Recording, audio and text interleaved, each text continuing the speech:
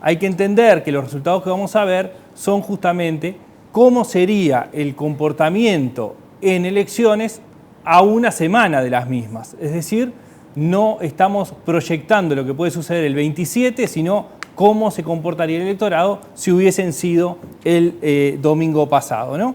Entonces, hay algunas cuestiones que son importantes porque cualquier encuesta, o sea, todas estas salvedades lo que hacen es, digamos, tratar de bajar un poco algunas expectativas con respecto al nivel de precisión. Sin embargo, sí nos van mostrando las encuestas a lo largo de un periodo cómo es la evolución de la opinión pública y cuál es el sentimiento y a su vez el orden en que se van ubicando, los movimientos que se producen, y ese es el valor central de la encuesta, es decir, qué es lo que va sucediendo más allá de un punto más o un punto menos. Bien. Bueno, el voto volátil.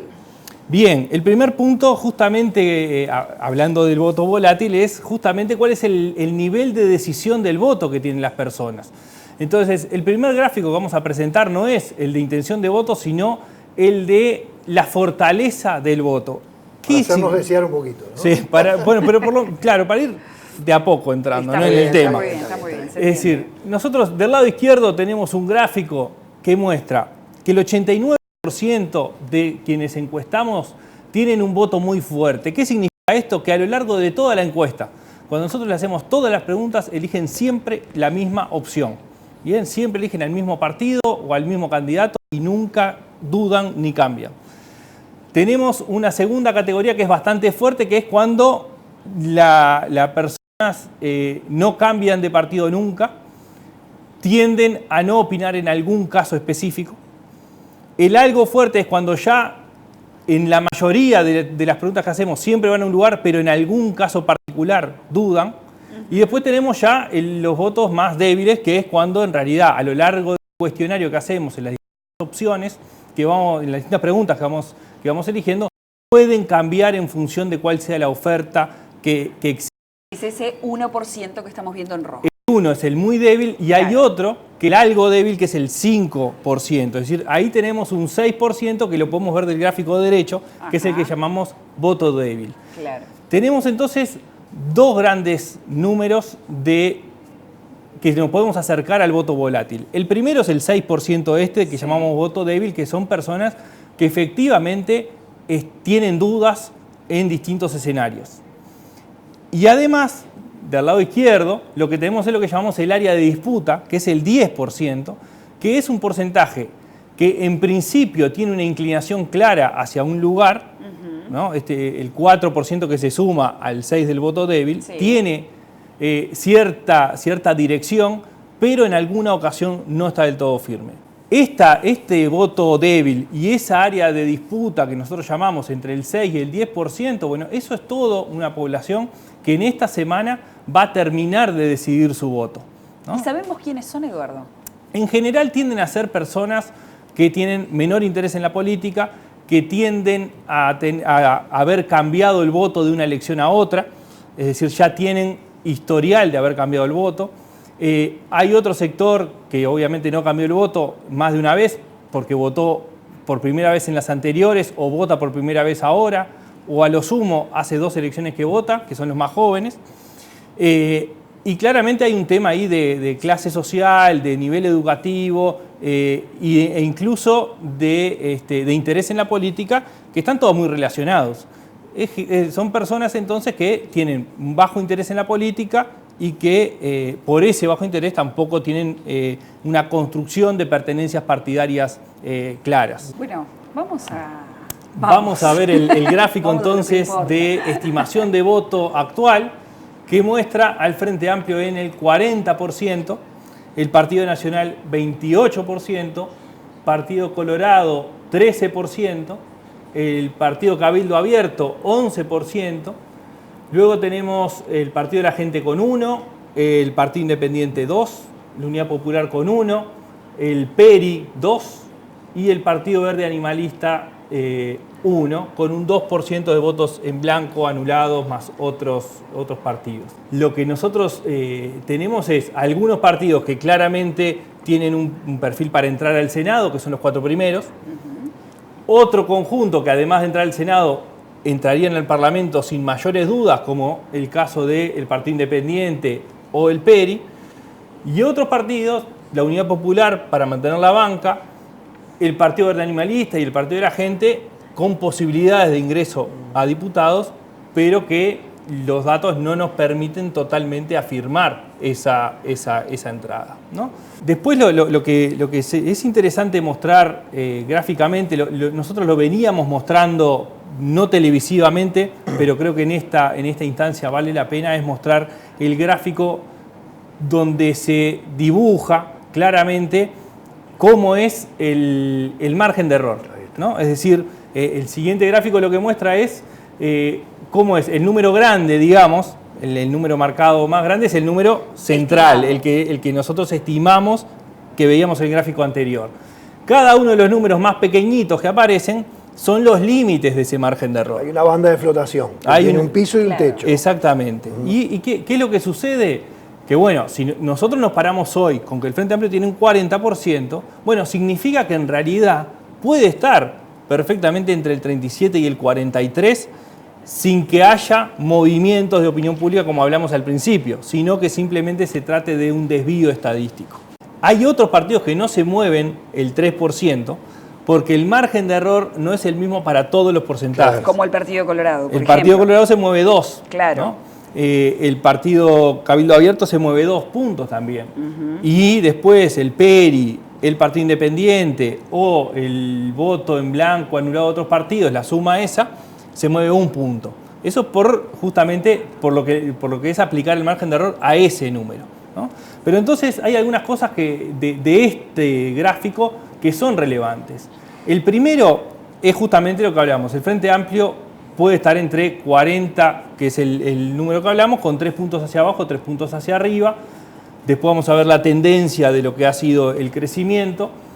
Por lo tanto, cualquier número dentro de este rango está dentro del margen de error. El Partido Nacional, que está ubicado en el 28%, bueno, su banda dentro del margen de error está entre el 25 y el 31%.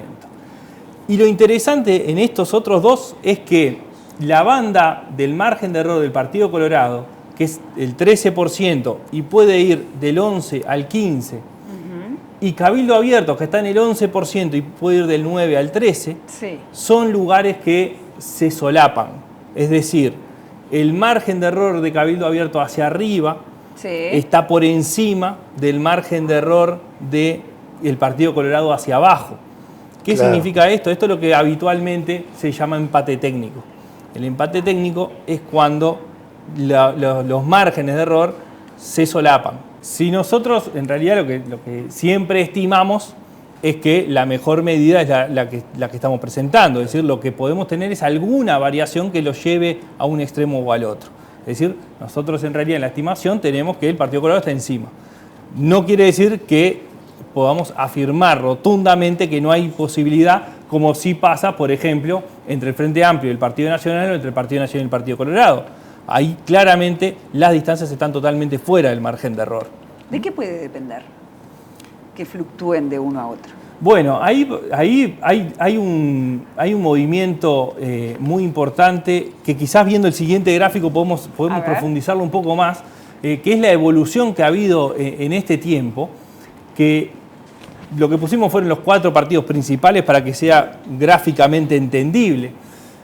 Cómo hay, siguiendo con el tema Partido Colorado Cabildo Abierto, ¿no? Claro. Hay una caída sistemática del Partido Colorado después de las internas. O sea, después de las internas tuvo un crecimiento, pasó del 15 al 19%, y luego de las internas comenzó un proceso de descenso sistemático que lo hace perder 6 puntos de julio al final de octubre ahora, claro. ¿no? Es una caída importante para el poco periodo de tiempo que transcurre. Ese fue el momento más importante, porque ¿qué pasaba? Cuando nosotros nos encontramos con esa encuesta post-internas, lo que teníamos eran 2 movimientos. Una caída de 4 puntos del Partido Nacional y un crecimiento de 4 puntos del Partido Colorado. Entonces, cuando uno se encuentra en ese momento, con ese movimiento, lo que no sabemos es qué va a pasar. Claro. ¿Eso era una tendencia que empezaba o era un movimiento y nada más? ¿Talvi y Manini se disputan electores? Yo diría Partido Colorado y Partido Cabildo Abierto. Es más fácil aceptar eso que aceptar que Talvi y Manini se disputen electores, porque realmente puede haber una confusión o coincidencia entre partido y partido, entre su base ideológica, aunque la de Cabildo Abierto no está claramente definida todavía, pero cuesta entender que entre Talvi y Manini haya, que compartan electores. Una intersección de conjuntos. Porque parecen perfiles bien diferentes, ¿no? Claro, justamente, en realidad lo que hay es una coincidencia de electorado entre el Partido Colorado y el Partido Cabildo Abierto, no de las figuras presidenciales. Lo mismo sucede en el caso del Frente Amplio con Cabildo Abierto. El Frente Amplio con Cabildo Abierto tiene un vaso comunicante que no pasa por Daniel Martínez, pasa por el MPP, pasa por Mujica, ¿no? Entonces, cuando nosotros vemos que Cabildo Abierto crece, un par de puntos de Cabildo Abierto provienen de votantes del Frente Amplio en 2014, ideológicamente es difícil de entender desde el punto de vista tradicional de un eje izquierda-derecha. Claro. Hay otras razones por las cuales estos sectores cambian de voto en algo que en el eje izquierda-derecha no parece razonable de entender, pero que efectivamente es algo que sucede y que sucede por otros factores más socioculturales y no ideológico-políticos. Está claro.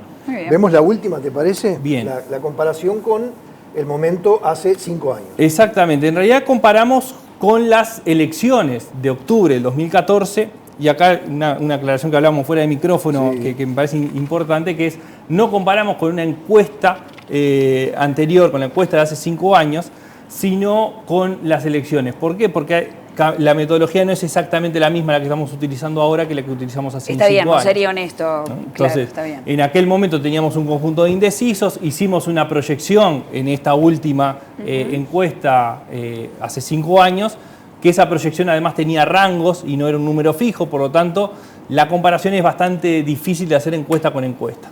Si la hacemos con las elecciones, tenemos un fenómeno inicial que es la caída del Frente Amplio. Hoy, si nosotros miramos el número frío de la encuesta, serían 8 puntos. Si miramos el margen de error, podemos estar hablando de 5 a 11 puntos, como una caída muy fuerte en el borde del margen de error y una caída importante, pero no tan grave, si aplicamos el margen de error hacia arriba. El Partido Nacional, por un lado, tiene una pequeña caída con respecto a las elecciones de 2014, y el Partido Colorado vota lo mismo. El conjunto de los partidos tradicionales que venían sistemáticamente votando en el entorno del 44 al 46%, bueno, en esta elección aparecen un poco por debajo de lo que venían votando.